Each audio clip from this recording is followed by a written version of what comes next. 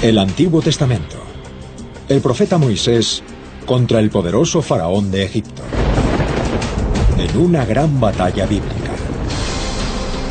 10 terribles plagas asolan el antiguo Egipto, destruyendo todo a su paso. ¿Es todo esto leyenda?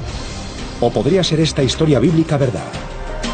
En la actualidad, un grupo de científicos y arqueólogos están reexaminando estos sucesos extraordinarios. Utilizando tecnología avanzada, su búsqueda está vertiendo luz sobre lo que entonces parecía inexplicable. La investigación científica ha demostrado que las plagas de Egipto quizás sucedieron como lo describe la Biblia. Puede que aquellas señales divinas ocurriesen de verdad.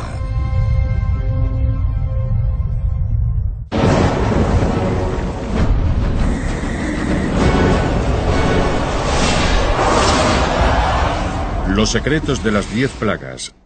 Las plagas bíblicas 1. El relato de Moisés y de las 10 plagas es una tesis común a las religiones judía, cristiana y musulmana. La historia aparece en el libro del Éxodo del Antiguo Testamento. Y está ambientada en el antiguo Egipto de la época de los faraones, el imperio más rico y poderoso de la tierra. La gente de Israel sufría entonces la esclavitud. Para ganar su libertad, la Biblia dice que el profeta Moisés envió 10 terribles plagas sobre la tierra del faraón que causaron el caos, la destrucción y la enfermedad, y que acabaron con una generación entera de egipcios. El segundo libro de Moisés, llamado Éxodo.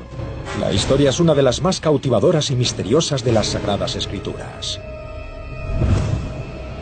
Para algunos, es una narración apasionada del levantamiento de un hombre contra el gobernante más poderoso del mundo y de su posterior victoria. Para otros, es una mirada preocupante a un Dios vengador y enfadado que lleva la muerte y la destrucción a una población inocente e incluso a niños indefensos. El relato de las plagas es memorable y lo ha sido durante siglos porque es un relato muy vívido y la gente se maravilla al oírlo. ¿Por qué no mata Dios a todos los egipcios de una vez y libera a Israel? El carácter de Dios es una incógnita y creo que por eso ha fascinado a la gente. El libro del Éxodo comienza con el nacimiento de Moisés. Moisés es hijo de los miles de esclavos hebreos que trabajan para el faraón. Pero el Dios hebreo, llamado Yahvé, le tiene reservado un futuro de mayor grandeza. Yahvé quiere liberar a su pueblo de la esclavitud y Moisés será su guía.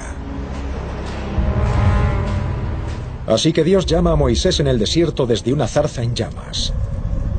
Dios convierte a Moisés en profeta y le instruye para conducir a sus compatriotas esclavos hacia el este, hacia la tierra prometida de Israel. Y Moisés le dice, no puedo hacerlo. Soy torpe con las palabras. Quería decir que no era un buen orador. No cree que la gente le vaya a escuchar. Se inventa todo tipo de excusas para no hacerlo. Pero Dios le dice, yo estaré contigo y te haré superar todas tus objeciones y lograrás hacerlo con las señales que yo te envíe. Y eso fueron las plagas. Cuando Moisés regresa, acude al palacio real a transmitirle el mensaje de Dios al faraón. Moisés le dice al faraón que el Dios hebreo Yahvé exige que libere a su pueblo.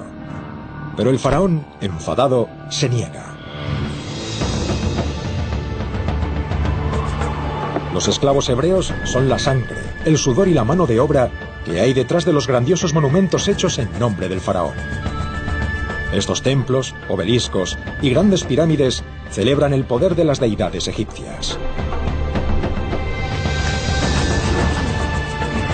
Perder toda esta mano de obra sería impensable. El mensaje de Moisés es una amenaza a su autoridad.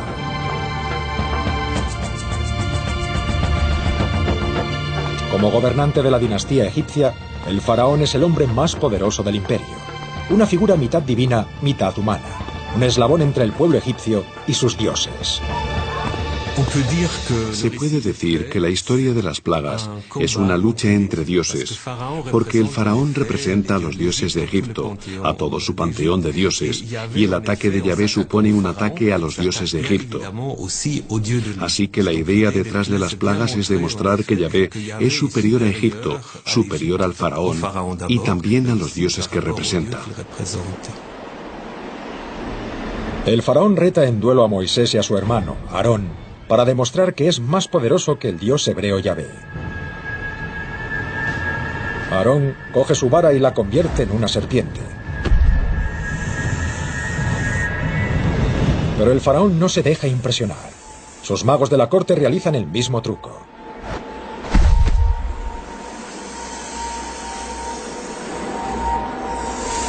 El faraón y Moisés se quedan a un lado, contemplando la lucha entre las serpientes. La serpiente de Moisés gana. La vara de Moisés se convierte en una serpiente, pero eso es algo que los egipcios también saben hacer. Sin embargo, la de Moisés se traga a la de los egipcios. Lo curioso, desde mi punto de vista, es que se utiliza la misma palabra para describir luego lo que le ocurre al faraón y a sus hombres en el mar. El mar se los traga. Es una especie de presagio literario. El libro del Éxodo nos dice que a Moisés no le queda más remedio que llevar la muerte y la destrucción a Egipto, con el fin de hacer que el faraón orgulloso se arrodille. Y con la ayuda de Dios, Moisés provoca las famosas 10 plagas.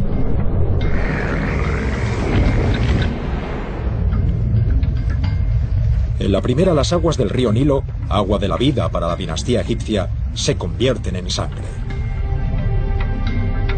Luego, millones de ranas salen a la orilla e invaden el palacio real.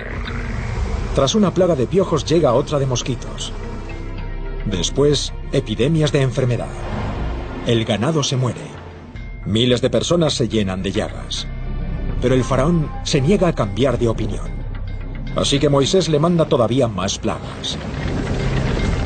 Una lluvia de granizo destruye la vida. Las langostas invaden la ciudad. Y todavía quedan más plagas por venir.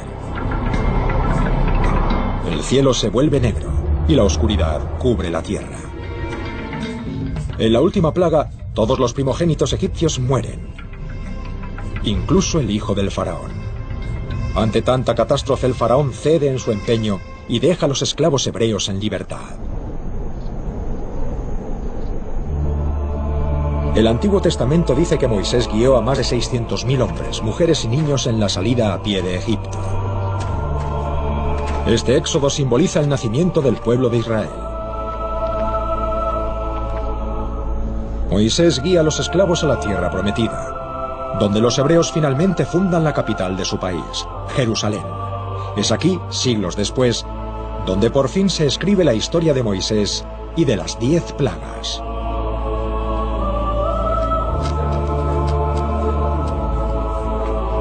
Fueron los eruditos quienes escribieron el libro del Éxodo y el relato de las 10 plagas de Egipto, un acontecimiento clave en la gran historia épica de la fe judía. Cuando se escribió el libro del Éxodo, el objetivo era intentar relatar un hecho histórico. Los estudiosos realizaron algunas investigaciones, pero no excavando en yacimientos arqueológicos, sino preguntándole a la gente y consultando con distintas personas, combinando las distintas fuentes que tenían a mano, tanto orales como escritas. En Israel, las narraciones de las plagas y del Éxodo se fueron transmitiendo oralmente hasta alrededor del año 600 o 700 a.C. Es decir, que hay de por medio 600 o 700 años de transmisión oral.